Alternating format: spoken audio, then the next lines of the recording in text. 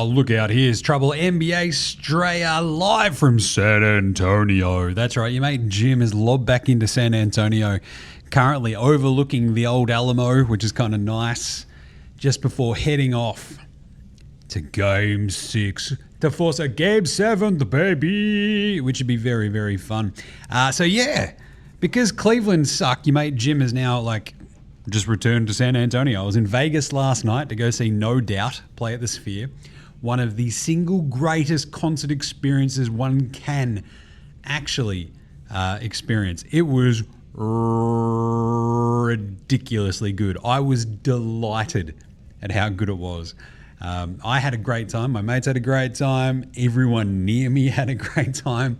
It blew my bloody mind, I'll tell you what. Anyway, so yeah, if you can go see a band at the Sphere, go do it, says Jim.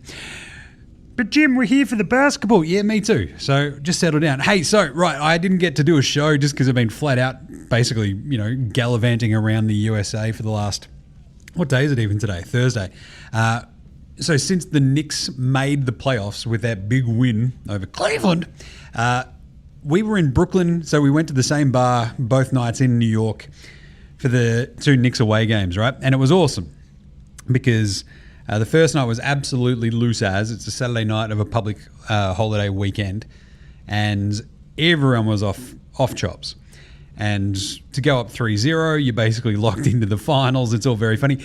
Monday's crowd was just as raucous, and there was like a giant car out on the street with a flat screen in the back of it. They were basically tailgating in the middle of the road in Brooklyn, which was good.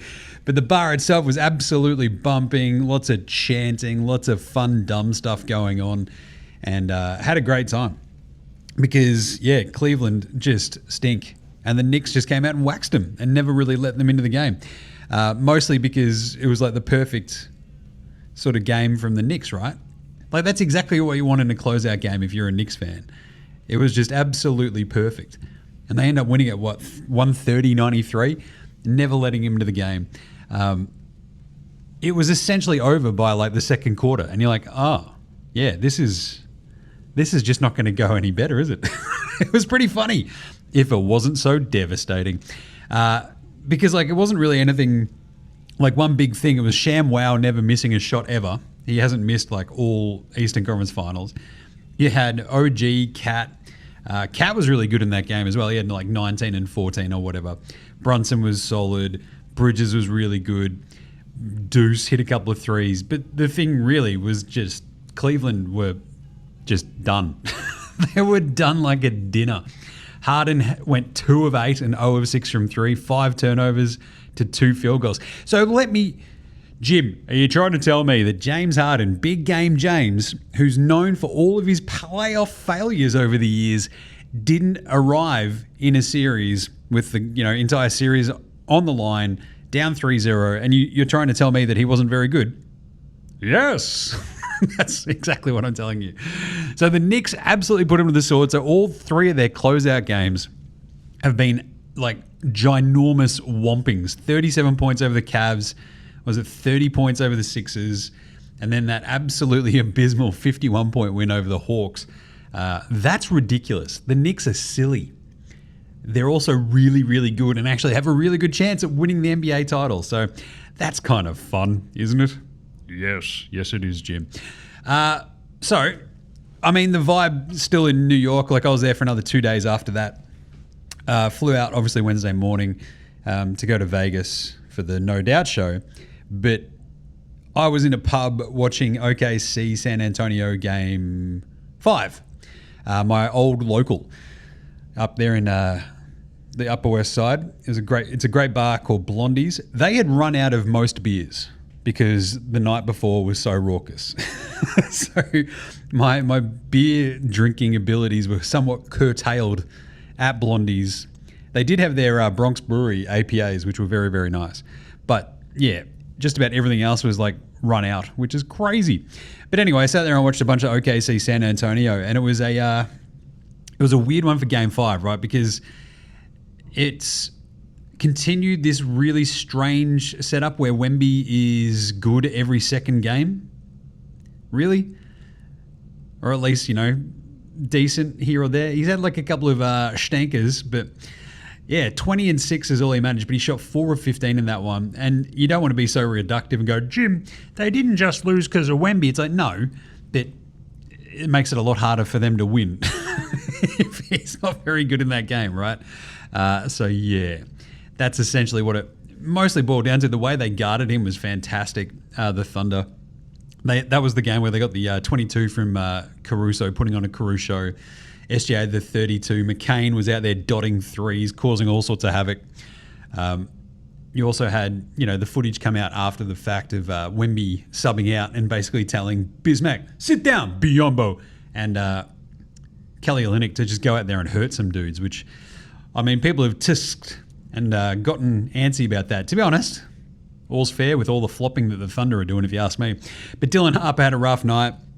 He had 5 points on 5 shots and 3 turnovers. Fox wasn't good at all. He went 4 of 15 as well. But yeah, they just did not. And 2 of 11 for Vassell or whatever it was. So yeah, if they just didn't have it, they just didn't have it. And this was kind of how it went in that game. The Thunder, and like this is, I think the crazy overreactions like every single game, dating all the way back, I guess, to the Wolves series, right? It's like, the Wolves have sorted and figured it out, haven't they, against the Spurs? It's like, I don't know, or did Wemby just have like a not great game? And usually I'm just going to go with he just didn't have a great one. And so they shot like 12 of 41 from 3, whereas the Thunder went 14 of 32. They had a million turnovers to not many, and yeah, it just wasn't a good game from the Spurs. And they couldn't quite just ever get over the hump against OKC in that game, right? They were just, it's the classic arm wrestle, just keep them away. Oh, we're going to win. It's going to be right. Chet was a little bit better. Hartenstein was really important and really good. He had 12 and 15 as well. But yeah, it was like a completely different team that had, scored 82 points in Game 4 when they got their heads kicked in here in San Antonio. And they had 82 before the third quarter was done. I think before it was like halfway even through the third quarter. So, yeah, they were on absolutely one. 24 for Castle, 22 for Champagne, but still. Wasn't that crash hot, was it, Jim? No, it wasn't. We've also got before we jump into like the Game 6 preview, we've sort of got this ethical debate obviously going on about SGA and how tough it is to watch. I mentioned the other day, it is really tough to watch in person. Yeah, it is.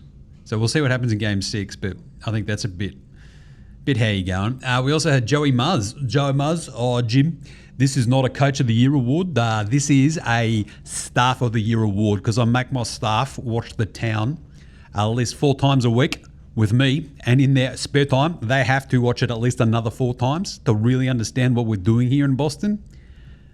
It's me, Joey Muzz. If you don't do it, I'll choke you out.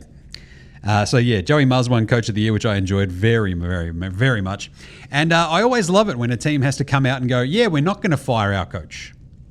That's what Cleveland did with Kenny Atkinson. So yeah, definitely feeling secure about that next year, isn't he? 100%. Jesus. Anytime your boss has to come out and go, no, he's not fired. It's like ... Yet. It's like, yeah, good job, everybody. And I guess we've got the lottery expansion sort of stuff. We've got them voting for it now. So they're going to change the lottery format, which basically expands the lottery from 14 to 16 teams. That's your eight seed as well in each of the conferences. But those bottom 3 teams get less of a chance at the number 1 pick and flattens the odds for kind of everybody else. So it's our 3-2-1 lottery. And look, I think we'll break this down a little bit more once I get back home and can sort of, be sitting in the studio, have it all laid out in front of me, talk through the ramifications a little bit better. But for now, I've actually got to go get a feed because I've just gotten off the plane from Vegas and then I've got to go eat something and then go to Game 6. So what's going to happen in Game 6, Jim? Well, hopefully the Spurs win. Because A, I want a Game 7. B, I want to watch a Game 7 when I'm in LA the day before I fly home. And I feel like this is just a good vibe, right? I really, really want to be there for this game, for a Game 6. in San Antonio that they win. Because it was like the air had been let out of the place in game 3 when I was here last week. And it'd be really nice to see this place go absolutely off its head because they're just ready to at all moments. But game 6s are fascinating, right? Because they're usually, one team's got their season on the line, the other one's trying to close them out.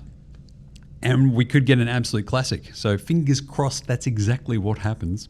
I'd expect a big Wemby bounce back as well. A little bit more aggressive. Probably Tim Duncan slapping around the head a little bit behind the scenes, all that sort of good gear. Hopefully Tony Parker's not telling Dylan Harper how to drink champagne. Google that if you want. But anyway, the Thunder though, look, without J-Dub, without AJ Mitchell, J-Dub I think is still questionable for tonight's game. So we'll see how he goes. But it's just a bit of a sort of strange setup, right? They're so injured, but at home they've been really, really good. Can they get one on the road? Well, they got game 3. There's nothing stopping them winning game 6 except for a 7'40" French bloke. So I'd expect a massive Wemby game. That's essentially where I've landed. Because, the chatter of the last couple of days, it's all SGA flopping. It's, all the sort of the all-NBA teams came out as well, which is kind of fun. I can't remember if I talked about that the other day. Anyway, I think I did. Didn't I? Maybe I did. Maybe I didn't. Anyway, I think, what was it? Jaylen Brown was upset that he wasn't, but then he was on the second team anyway, so shush. Because, your first team, SGA, Jokic, Wemby, Luka, and Cade.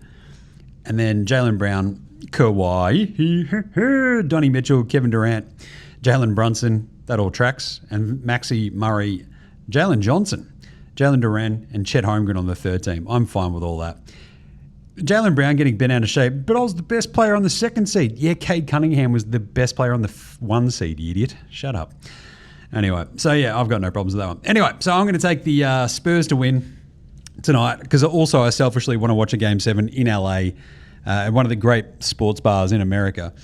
So I'm going to go hopefully do that on Saturday night. If not, I'll just have to go to a Dodgers-Phillies game. But I'd really rather watch the basketball and drink 1 million beers and enjoy a Game 7. So there you go. So I reckon, depending on how we're going in LA, this might be the last time I do a show on the road. I don't know. We'll see how we go. I might get a chance Saturday afternoon in LA just to sort of maybe set up Game 7 if there is one. So that'd be kind of good, wouldn't it? Yes, it would, Jim. Yeah. But anyway, I think I'm just running on fumes at the moment, very little sleep because of all the bouncing around from place to place. LA to San Antonio, New York, very little sleep in New York. It's way too many beers.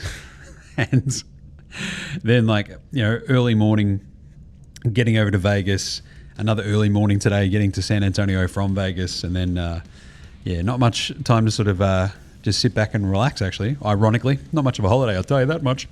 But anyway, so no doubt was awesome. Looking forward to Game 6. I can't wait. I'm excited. That'll do us for now. Make sure you get around all the socials, etc. I might post a quick little video this afternoon, walking around getting a beer down on the Riverwalk. But otherwise, that'll do us.